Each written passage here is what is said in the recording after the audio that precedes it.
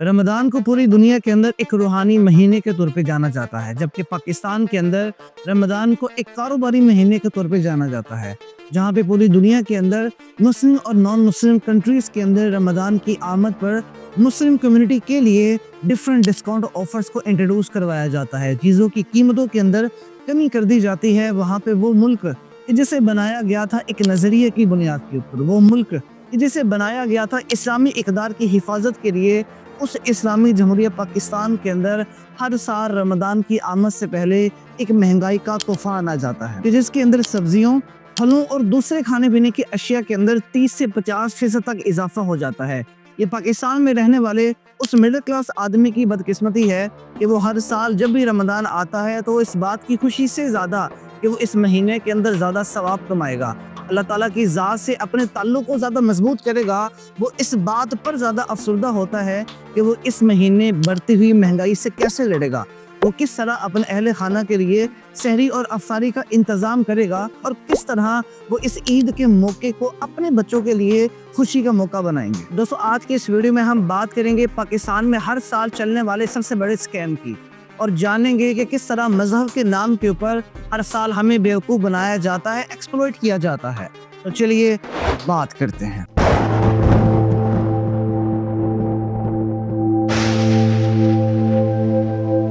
इस्लाम में रोज़े को बहुत ज़्यादा अहमियत दी गई है और इस अहमियत को कुरान पाक में बहुत ही बेहतरीन अंदाज में वाज़ेह किया गया है। अल्लाह ताला कुरान पाक में सूरत बकरा में फरमाते हैं, या अय्युहल्लज़ीना आमनू कुतिबा अलैकुमुस्सियामु कमा कुतिबा अलल्लज़ीना मिन क़ब्लिकुम लअल्लकुम तत्तक़ून। ऐ ईमान वालो, तुम पर रोजे फर्ज कर दिए गए हैं जिस तरह तुमसे पहले लोगों पर फर्ज किए गए थे, ताकि तुम परहेजगार बन जाओ। सही बुखारी की हदीस है, जिसने रमदान के रोजे ईमान के साथ और सवाब की नीयत से रखे, उसके तमाम गुज़िश्ता गुनाह माफ कर दिए जाएंगे। मुस्लिम नेशंस के अंदर और नॉन मुस्लिम कंट्रीज के अंदर, जिनके अंदर मुसलमानों की काफी तादाद रहती है, रमदान के दौरान काफी ज्यादा इंतजामात करते हैं रोजों के लिए, कि जिसके अंदर जो गवर्नमेंट है वो ज़रूरियात जिंदगी की अशिया की कीमतों के अंदर कमी कर देती है। जो रेस्टोरेंट्स हैं, जो मार्केट्स हैं, वो खाने पीने की अशिया और मशरूबात के ऊपर डिफरेंट डिस्काउंट ऑफर करते हैं। मकसद सिर्फ इतना होता है कि उस मुल्क के अंदर हर सोशल स्टेटस से ताल्लुक रखने वाला जो शख्स है वो रमदान की बरकत को समेट सके। लेकिन पाकिस्तान की हकीकत इससे बिल्कुल मुखालिफ है, क्योंकि पाकिस्तान में रमदान के महीने के अंदर हमें एक इन्फ्लेशन का ऐसा तूफान देखने को मिलता है जो बाकी 11 महीनों के अंदर नहीं मिलता। आई बात हकीकत है कि पाकिस्तान के हर शहर के अंदर रमदान बाजार इस्टेब्लिश किए जाते हैं, मगर ये बाजार ना ही अफोर्डेबिलिटी को अचीव कर पाते हैं, ना ही क्वालिटी को। हमारे यहाँ रमदान और महंगाई के दरमियान ये ताल्लुक कोई नई बात नहीं है, बल्कि पिछले चंद एक सालों के ट्रेंड से ये बात पता चलती है कि पाकिस्तान की इकोनॉमी के अंदर रमदान के दौरान इन्फ्लेशन राइज एक नया इकोनॉमिक फिनोमिना बन चुका है। जिसका मतलब ये है कि पाकिस्तान में जब भी रमदान आता है तो महंगाई आती है, रमदान चला जाता है महंगाई रुक जाती है। और अगर पिछले सालों के ट्रेंड पे नजर दौड़ाई जाए तो 2020 के अंदर पाकिस्तान में रमदान के दौरान इन्फ्लेशन रेट 14.56% था। ये वो वक्त था कि जब पाकिस्तानी अवाम 2020 में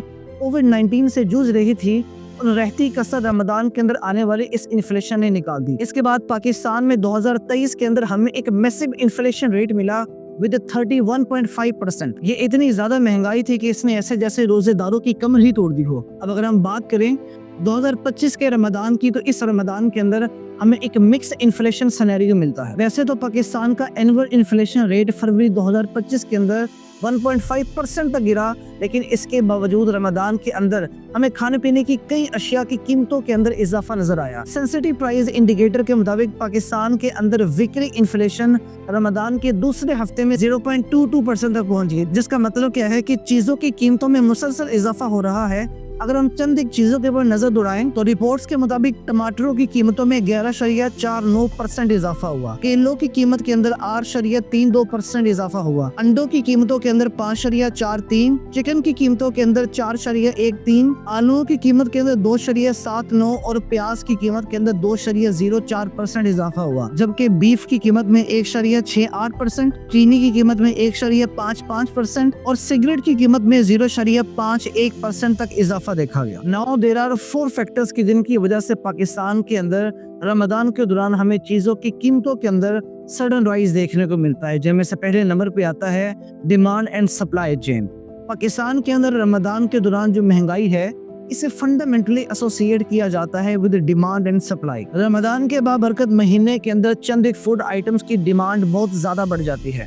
اب جب کسی بھی چیز کی ڈیمانڈ بڑھتی ہے تو اس کی سپلائی کے اوپر اس کا اثر پڑتا ہے۔ جب سپلائی میں کمی آتی ہے تو اس کمی کو پورا کرنے کے لیے اس چیز کی قیمت کو بڑھا دیا جاتا ہے۔ مثال کے طور پہ آپ کھجور کو لے لیں۔ اب کھجور کا استعمال پورے سال میں اتنا زیادہ نہیں ہوتا جتنا اس کا استعمال رمضان کے دوران افطاری کے وقت کیا جاتا ہے۔ اب اس مہینے کے اندر چونکہ کھجور کی ڈیمانڈ میں اضافہ ہوتا ہے، اس کی وجہ سے رمضان کے اندر جو کھجور کی قیمت ہے وہ اسکائی راکٹ کر جاتی ہے۔ اب چونکہ رمضان مذہبی طور پر ایک بہت زیادہ اہمیت رکھتا ہے ہمارے دلوں کے اندر، اس وجہ سے اس مہینے کے اندر ہر ایک مڈل کلاس حتیٰ کہ غریب آدمی بھی ان فوڈ آئٹمز کو سحر و افطار کے اندر استعمال کرنا چاہتا ہے جنہیں استعمال کرنے کی ٹپیکلی وہ پورا سال استطاعت نہیں رکھتا۔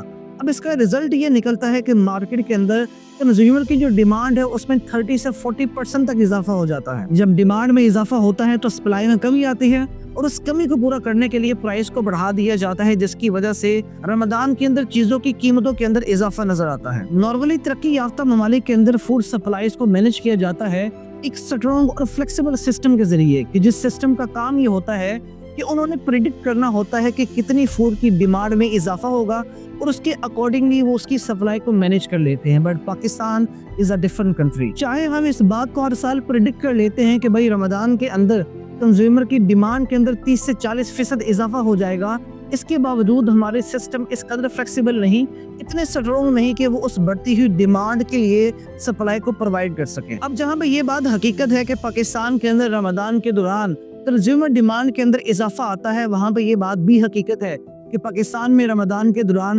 آرٹیفیشل شارٹیج کو کریٹ کیا جاتا ہے تاکہ وہ ہر سال چیزوں کی قیمتوں میں اضافہ کر سکے۔ آپ نے کبھی اس بات کو غور کیا کہ رمضان سے چند دن پہلے ہمیں کھانے پینے کی دکانیں ویسے تو بھری ہوئی نظر آتی ہے، لیکن اس کے باوجود بھی ان دکانوں کے اندر چیزوں کی دستیابی پاسبل نہیں ہوتی؟ اس کی وجہ یہ ہوتی ہے کہ اس وقت یہ بڑے بڑے تاجر ہورڈنگ یعنی چیزوں کی ذخیرہ اندوزی سے کام لے رہے ہوتے ہیں۔ ہورڈنگ کے ذریعے ان چیزوں کو مارکیٹ میں سے غائب کر دیا جاتا ہے ان کی آرٹیفیشل شارٹیج کریٹ کرنے کے لیے۔ اب کیونکہ رمضان کے اندر کنزیومر ڈیمانڈ میں پہلے ہی اضافہ ہوتا ہے، جب سپلائی کے اندر کمی آتی ہے تو اس کمی کو پورا کرنے کے لیے ان چیزوں کی قیمتوں میں اضافہ کر دیا جاتا ہے، اور اس آرٹیفیشل شارٹیج کی پریکٹس کی وجہ سے جو تاجر ہیں وہ اپنی مرضی کی پرائس رکھتے ہیں اور چیز کو دوبارہ مارکیٹ کے اندر سپلائی کر دیتے ہیں۔ تیسرا فیکٹر ہے the inability of the government۔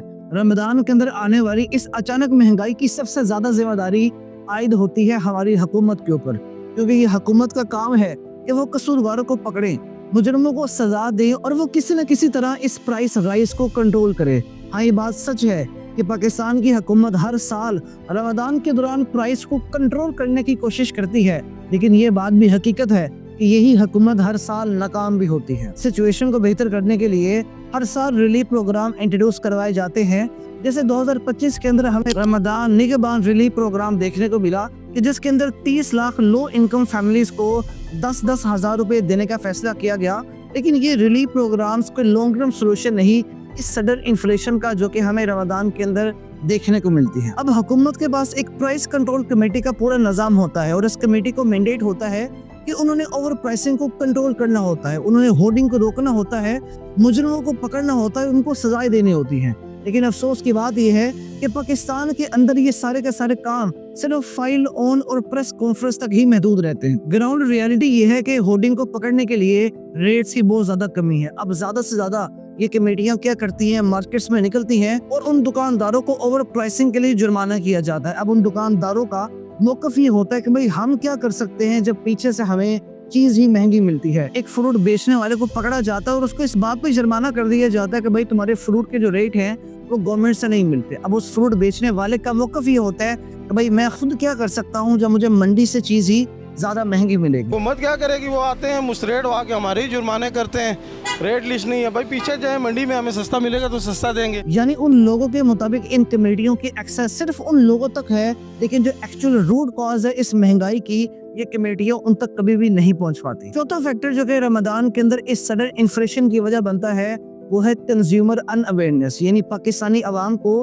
پتہ ہی نہیں کہ ان کے حقوق کیا ہیں۔ ایک کنزیومر کو پتہ ہی نہیں کہ اس کے حقوق کیا ہیں، اس نے کس بنیاد کے اوپر دوسرے شخص سے खरीदारी करनी है। नॉर्मली जब भी कोई शख्स बाजार में कोई चीज़ लेने जाता है तो सबसे पहले तो उसको इस बात का पता ही नहीं होता कि इस चीज़ की एक्चुअल कीमत है क्या, और अगर उसे पता भी हो तो वो इस बात को बोदर ही नहीं करता कि क्या मुझे ये चीज़ गवर्नमेंट के रेट के मुताबिक दी जा रही है या नहीं दी जा रही। क्योंकि हम पाकिस्तानी इस कदर डेस्परेट हो चुके हैं अपनी लाइफ्स के अंदर, रोटी कपड़ा मकान पाने के अंदर, कि हमें इस बात से फ़र्क ही नहीं पड़ता कि हमारे साथ कोई बंदा ज़्यादती कर रहा है या हमें कोई चीज़ ओवर प्राइस करके दे रहा है। और अगर हमें पता भी चल जाए कि ये चीज़ गवर्नमेंट के रेट से ज़्यादा है, हम फिर भी बॉदर नहीं करते उस शख्स से ये पूछना कि भाई आखिर तो मुझे ज़्यादा पैसे क्यों लगा रहे हो। क्योंकि हमारे पास इतना टाइम ही नहीं कि हम हक के लिए बोले, हमारे पास इतना टाइम ही नहीं कि हम जुल्म और सितम के खिलाफ आवाज़ उठाएं, या हमारे पास इतना टाइम ही नहीं कि हम किसी भी चीज़ को बाइकआउट कर दें सिर्फ इस वजह से कि उस चीज़ को ओवर प्राइस किया जा रहा है। अब इन तमाम तरह चीज़ों का हल सिर्फ एक है कि हमारी हुकूमत अपनी इन्फोर्समेंट को ज़्यादा स्ट्रॉन्ग करे,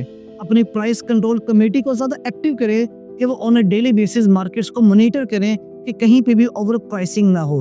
वो सहूलियात स्टॉल्स को मॉनिटर करें कि गवर्नमेंट की तरफ से इस्टेब्लिश किए गए स्टॉल्स में भी जो कीमतें हैं वो आम मार्केट से कम हो। रमदान से पहले प्री रमदान प्राइस लिस्ट को इशू कर दिया जाए कि जिसके अंदर चीज़ों की कीमतें और उन कीमतों को वायलेट करने के ऊपर क्या जुर्माना या पेनल्टी होगी को मेंशन कर दिया जाए। हुकूमत को चाहिए कि वो प्राइस वॉच के नाम से एक ऐप लॉन्च करे। अब इस ऐप का काम क्या होगा कि अब रियल टाइम के ऊपर डिफरेंट सिटीज़ के अंदर डिफरेंट अशिया की कीमतों को चेक कर सकते हैं इन रियल टाइम, और अगर कोई भी प्राइस वायलेट करती है और बड़ी सिंपल वे के अंदर इस ऐप का इस्तेमाल करते हुए अपनी कंप्लेंट को भी रजिस्टर करवा सकते हो। होर्डिंग को रोकने के लिए सरप्राइज इंस्पेक्शन होने चाहिए, रेट्स की तादाद ज़्यादा होनी चाहिए ताकि ये ज़ख़ीरा अंदोज़ी के काम को मैक्सिमम रोका जा सके। लॉन्ग टर्म सोल्यूशन के लिए हुकूमत को एग्रीकल्चर सेक्टर के अंदर ज़्यादा इन्वेस्ट करने की ज़रूरत है, क्योंकि वो माह कि जिनके अंदर जो कंज्यूमर डिमांड है वो ज़्यादा होती है। अगर हमारा एग्रीकल्चर सेक्टर स्ट्रॉन्ग होगा तो हम उन महीनों के अंदर सप्लाई को रीच कर सकेंगे कि जिसकी वजह से आर्टिफिशियल शॉर्टेज की रेट नहीं होगी और कीमतें भी मेंटेन रह सकेंगी। दोस्तों, रमज़ान ऐसा महीना है कि जिसे हमें दिया गया था ताकि हम इस महीने के अंदर ज़्यादा परहेजगार बन सके, हम ज़्यादा सब्र करना सीख सके, हम शुक्रगुजारी और कंपैशन जैसे जज्बात को अपने दिन में जगह दे सके। लेकिन अफसोस की बात यह है कि हम इस बाबरकत महीने को भी सिर्फ प्रॉफिट के लिए और लोगों को एक्सप्लॉइट करने के लिए ही इस्तेमाल कर रहे हैं। मेरी दुआ है कि अल्लाह ताला हमें रमज़ान से हकीकी मानों के अंदर फ़ायदा उठाने की तौफीक ज़रूर दे। मुझे उम्मीद है कि आज की वीडियो भी आपको ज़रूर पसंद आई होगी। अगर वीडियो पसंद आई है तो उसे लाइक और शेयर ज़रूर कीजिएगा। मुझे दीजिए इजाज़त, मेरी मुलाकात होगी आपसे अगली वीडियो में। तब तक के लिए अल्लाह हाफ़िज़।